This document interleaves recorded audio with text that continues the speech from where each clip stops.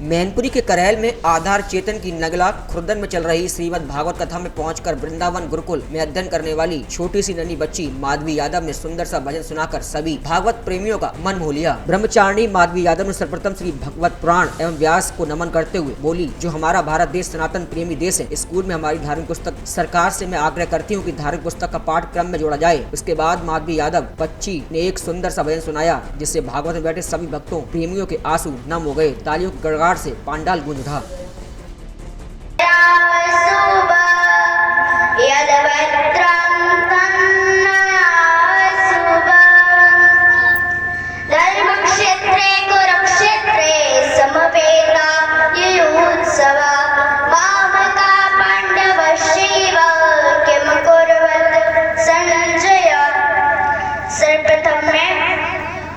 श्रीमद् भागवत महापुराण एवं व्यासपीठ को नमन करने के उपरांत में माधवी यादव को और माता के उपरांत बोलना चाहती हूँ।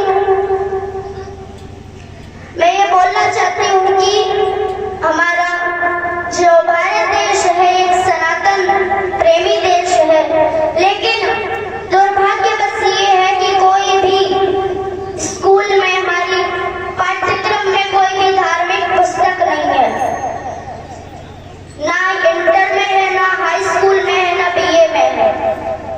मैं इस मंच से सरकार से आग्रह करती हूँ कि धार्मिक पुस्तक को हमारी पाठ्यक्रम में जोड़ा जाए, जो कि मतलब हमारे घर में आपने बाहर देखा होगा कि कहते हैं माता पिता के लिए हमारे घर में जगह नहीं है। ज्यादातर देखा होगा। एक बार मैं एक घर में गई, मैंने कहा कि आपके घर में कितने लोग हैं? उन्होंने उत्तर दिया कि मेरे घर में 4 लोग हैं, 2 हमारे बच्चे और 2 हम। कुछ देर बाद मैंने पूछा क्या माता पिता नहीं है?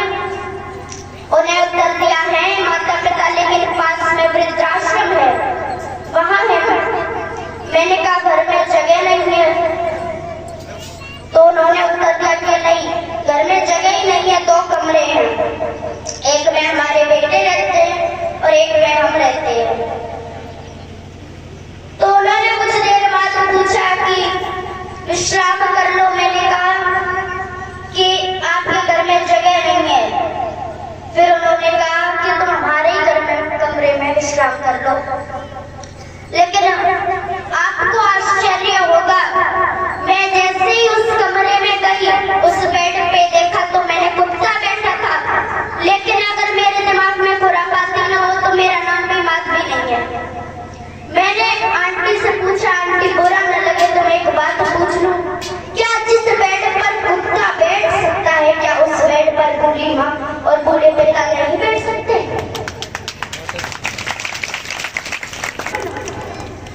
एक बात भी कहते हैं कि जिस घर में बेटियां होती हैं वो अपने माता पिता को कभी रोने नहीं देती।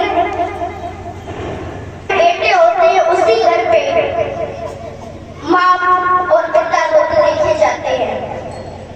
लेकिन अगर विचार किया मैंने तो देखा आज भी मनुष्य की बुद्धि में लड़का ही अच्छा है।